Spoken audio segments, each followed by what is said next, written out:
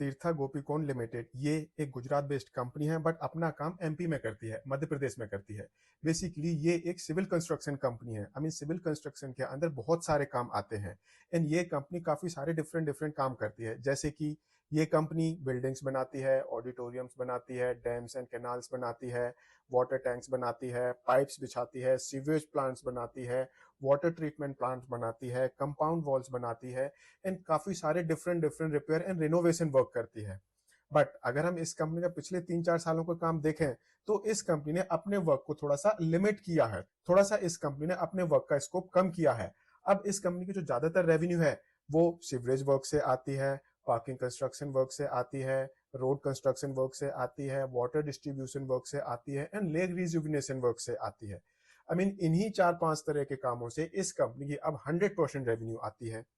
अब जो ये काम है, जिस तरह का ये काम होता है, यहाँ पर आपको काफी सारे पैसे चाहिए होते हैं वर्किंग कैपिटल की फॉर्म में। आई मीन ये एक कैपिटल इंटेंसिव वर्क माना जाता है, जिसके लिए इस कंपनी को और पैसे चाहिए एंड उसके लिए ये कंपनी अपना आईपीओ लेकर आ रही है। कंपनी का टोटल आईपीओ साइज है 44 करोड़ 40 लाख रुपए का।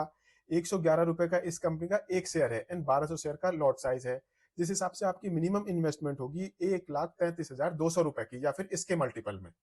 8 अप्रैल को इस कंपनी का आईपीओ ओपन होगा, 10 अप्रैल को आईपीओ क्लोज हो जाएगा एंड 16 अप्रैल को इस कंपनी की लिस्टिंग हो जाएगी। अब जैसा कि मैंने पहले ही बताया, ये एक सिविल कॉन्ट्रैक्टर कंपनी है एंड इस सेगमेंट में आपको बहुत सारे पैसे चाहिए होते हैं अपने बिजनेस को चलाने के लिए in the form of working capital. तो अब हम देखते हैं दैट जो इस कंपनी के फाइनेंशियल्स हैं वो इस कंपनी के बारे में क्या बताते हैं। तो जो इस कंपनी का टोटल एसेट बेस है वो कंटिन्यूसली ग्रो होता जा रहा है, बट जो इस कंपनी की रेवेन्यू है वहां पर हमें काफी बड़ा फ्लक्चुएशन देखने को मिल रहा है।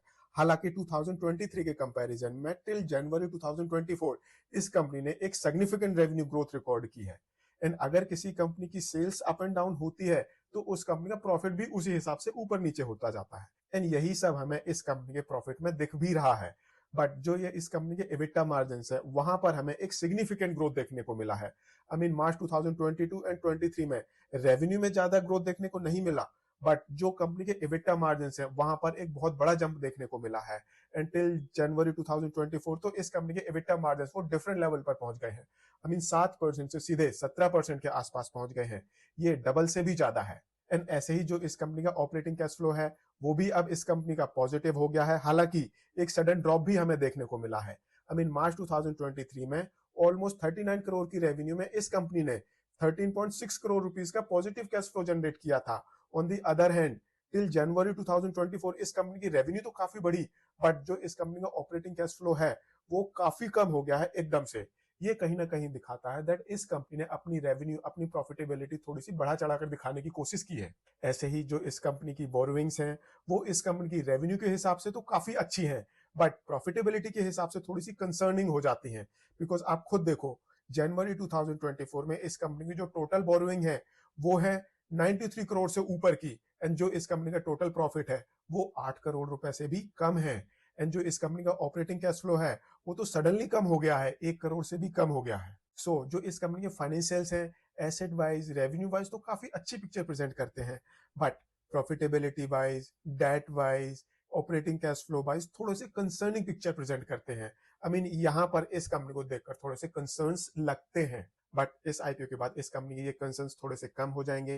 बिकॉज इस कंपनी के आईपीओ में जो 44.40 करोड़ रुपए इस कंपनी के पास आने वाले हैं, अगर आप आईपीओ एक्सपेंसेस को हटा देते हो तो सारे पैसे इस कंपनी की वर्किंग कैपिटल मैनेजमेंट के लिए ही यूज होंगे, जिससे इस कंपनी की प्रॉफिटेबिलिटी बढ़ेगी एंड इस कंपनी की जो रिटर्न ऑन इक्विटी होती है वो भी बढ़ेगी। आई मीन इस कंपनी की वैल्यू भी बढ़ेगी एंड ऐसे ही ये कंपनी अपने कंपटीशन में सबसे छोटी कंपनी है, दैट मीन्स ग्रोथ के बहुत ज्यादा चांसेस हैं।